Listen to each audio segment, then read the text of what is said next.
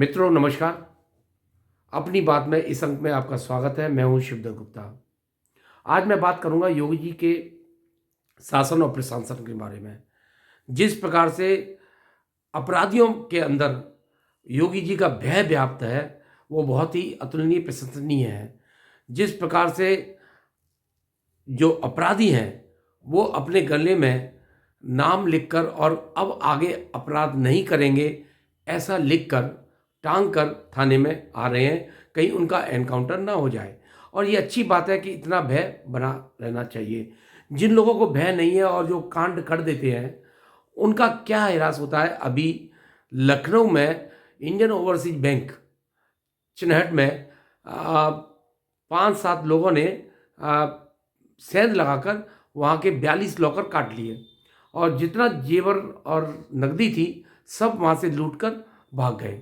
लेकिन योगी जी की पुलिस ने जिस प्रकार से उनको ट्रेस किया, पकड़ा और माल बरामद किया और मार गिराए, इससे आप समझ सकते हैं कितना भय अब आगे आने वाले अपराधियों में रहेगा कि इस तरह की वारदातें हम ना करें तो अच्छा है, वरना अपना जान गंवानी पड़ेगी।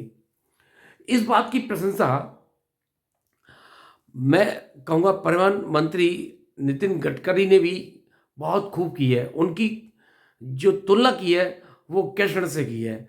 जिस प्रकार से महाभारत में कृष्ण ने सत्य का साथ देने के लिए कौरवों का सफाया किया और करवाया, उसी प्रकार से योगी जी कर रहे हैं। आप एक वीडियो देखिए और कितनी सत्यता है नितिन गडकरी की बातों में। और मैं कहना चाहूँगा कि योगी जी हैं तो अपराधी के अंदर डर है। अगर यही मुलायम सिंह के सरकार के ज़माने में और अखिलेश यादव के ज़माने में बेखौफ अपराधी घूम रहे थे, अब देखिए संभल में क्या हो रहा है। कहाँ गए वो पत्थरबाज जो पुलिस वालों पर पत्थर फेंक रहे थे? कहाँ गए? एक भी दिखाई दे रहा है? और सब जगह खुदाई हो रही है, सब जगह मंदिर के अवशेष और पुरानी इमारतें और पुराने जमाने के मंदिर खोजे जा रहे हैं और मिल रहे हैं। आप अचंभित होंगे कि क्या ये अखिलेश के राज में कभी संभव था? नहीं। तो मित्रों, मैं योगी जी को वास्तव में जो नितिन गडकरी जी ने कहा है, आप आगे वीडियो देखेंगे, वो बिल्कुल सत्य कहा है।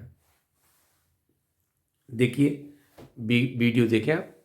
योगी जी, मैं आपको देश की जनता की तरफ से धन्यवाद देता हूं कि सज्जन शक्ति की रक्षा करने के लिए धर्म के कर्तव्य के अनुसार आचरण करते हुए जो दुराचारी, दुर्जन और दुष्ट थे, जो गरीबों का शोषण कर रहे थे, जो अन्याय और अत्याचार कर रहे थे, गलत मार्ग से अवैध संपत्ति कमा रहे थे, उनके ऊपर आपने बुलडोजर घुमाकर देश में आदर्श प्रस्थापित किया।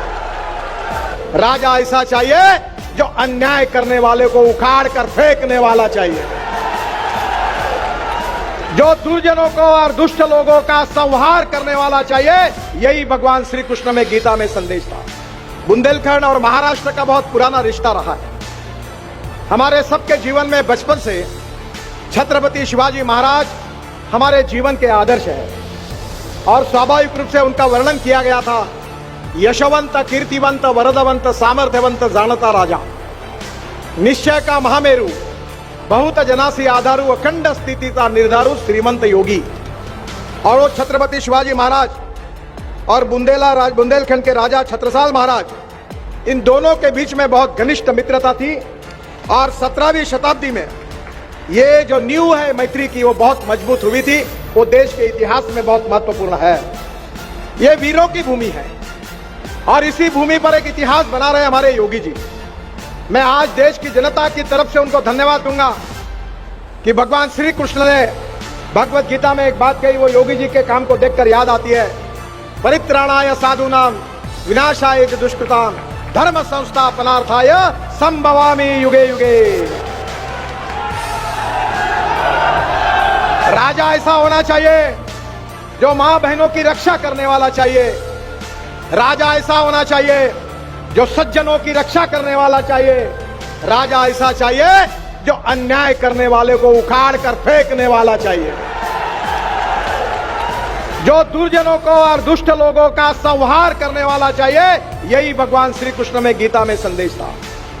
योगी जी, मैं आपको देश की जनता की तरफ से धन्यवाद देता हूं कि सज्जन शक्ति की रक्षा करने के लिए धर्म के कर्तव्य के अनुसार आचरण करते हुए जो दुराचारी, दुर्जन और दुष्ट थे, जो गरीबों का शोषण कर रहे थे, जो अन्याय और अत्याचार कर रहे थे, गलत मार्ग से अवैध संपत्ति कमा रहे थे, उनके ऊपर आपने बुलडोजर घुमाकर देश में आदर्श प्रस्थापित किया।